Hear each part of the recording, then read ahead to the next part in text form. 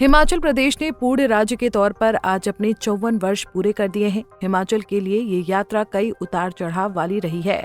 इस दौर में हिमाचल प्रदेश ने जो हासिल किया है वो अपने आप में एक मिसाल है।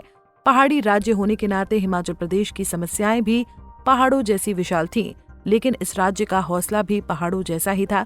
हिमाचल के 54 वर्षों का सुनहरा इतिहास भी इस बात का गवाह है। कभी पहाड़ों में कठिनाई वाले जीवन के लिए जाने जाने वाले हिमाचल की नई पहचान देश के शिक्षित और विकसित राज्य की है। दरअसल हिमाचल प्रदेश को पूर्ण राज्य का दर्जा 25 जनवरी 1971 को मिला था। तत्कालीन प्रधानमंत्री इंदिरा गांधी ने हिमाचल को पूर्ण राज्य का दर्जा दिया था। इसके बाद से हिमाचल ने अपनी एक नई यात्रा शुरू की। आइए समझते हैं कि हिमाचल राज्य बनने का सफर कैसा रहा। 1945 ईस्वी तक प्रदेश में प्रजा मंडलों का गठन हो चुका था। 1946 ईस्वी में सभी प्रजा मंडलों को HHSRC में शामिल कर लिया गया और मुख्यालय मंडी में स्थापित किया गया। जनवरी 1947 ईस्वी में राजा दुर्गा चंद बघाट की अध्यक्षता में शिमला हिल स्टेट्स यूनियन की स्थापना की गई। जनवरी 1948 ईस्वी में सोलन में हुए एक सम्मेलन में हिमाचल प्रदेश के निर्माण की घोषणा की गई। दूसरी तरफ प्रजामंडल के नेताओं का शिमला में सम्मेलन हुआ, जिसमें यशवंत सिंह परमार ने इस बात पर जोर दिया कि हिमाचल प्रदेश का निर्माण तभी संभव है जब शक्ति प्रदेश की जनता तथा राज्य के हाथ सौंप दी जाए। 2 मार्च 1948 को शिमला हिल स्टेट के राजाओं का सम्मेलन दिल्ली में हुआ।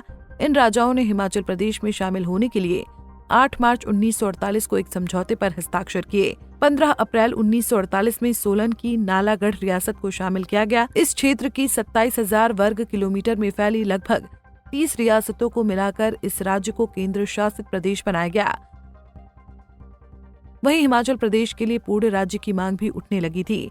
इसके बाद राज्य की जनता और तत्कालीन नेतृत्व ने राज्य के निर्माण के लिए अपनी पूरी ताकत झोंक दी।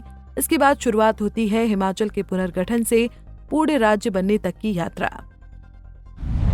1950 में भारत को उसका संविधान मिल गया। इसके साथ ही भारत एक गणराज्य बन गया। वहीं 1950 में हिमाचल के पुनर्गठन के अंतर्गत प्रदेश की सीमाओं का पुनर्गठन किया गया। 1 जुलाई 1954 को कहलूर रियासत को प्रदेश में शामिल करके इसे बिलासपुर का नाम दिया गया। 1 मई 1960 को छठे जिला के रूप में किन्नौर का निर्माण किया गया। वर्ष 1966 में पंजाब पुनर्गठन हुआ, जिसमें पंजाब और हरियाणा 2 राज्य बना दिए गए और पंजाब के पहाड़ी क्षेत्रों को हिमाचल में मिलाकर इसका पुनर्गठन किया गया, तो इसका क्षेत्रफल बढ़कर 55,673 वर्ग किलोमीटर हो गया। हिमाचल प्रदेश को पूर्ण राज्य का दर्जा 25 जनवरी 1971 को प्रदान किया गया और ये देश का 18वां राज्य बना।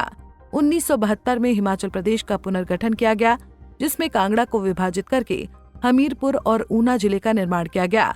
साथ ही महासू जिला का विलय करके शिमला जिला और सोलन जिला बनाया गया। बता दें कि हिमाचल प्रदेश की अर्थव्यवस्था का एक बड़ा हिस्सा खेती पर निर्भर है। हिमाचल की कुल आबादी का 85% ग्रामीण क्षेत्रों में रहता है। इसमें 62% लोग सीधे तौर पर खेती पर निर्भर हैं। हिमाचल प्रदेश की प्रमुख नकदी फसल सेब है, जो मुख्य रूप से शिमला, किन्नौर, कुल्लू, मंडी, चंबा, सिरमौर और लाहौल स्पीति के कुछ हिस्सों में उगाई जाती है। सेब की खेती फल फसलों के तहत कुल क्षेत्र का 49% और राज्य में कुल फल उत्पादन का 85% है, जिसकी अनुमानित अर्थव्यवस्था करीब 5,000 करोड़ रुपए है। हिमाचल की आर्थिकी में खेती का एक बड़ा योगदान है। इसका अंदाजा इस बात से लगाया जा सकता है कि जब कोविड में सभी व्यापारिक क्षेत्र घाटे में चल रहे थे, उस समय हिमाचल के एग्रीकल्चर सेक्टर ने राज्य की अर्थव्यवस्था को संभाला था। बहरहाल हिमाचल प्रदेश को पूर्ण राज्य का दर्जा मिले अभी 54 वर्ष हुए हैं। अब हिमाचल प्रदेश में नए दौर के साथ नई चुनौतियां भी उभर रही हैं। ऐसे में इस पहाड़ी राज्य को विकास की नई नीतियों के साथ आगे बढ़ना होगा। फिलहाल के लिए इस खबर में इतना ही। देश और दुनिया की बड़ी खबरों के लिए देखते रहिए पंजाब केसरी टीवी।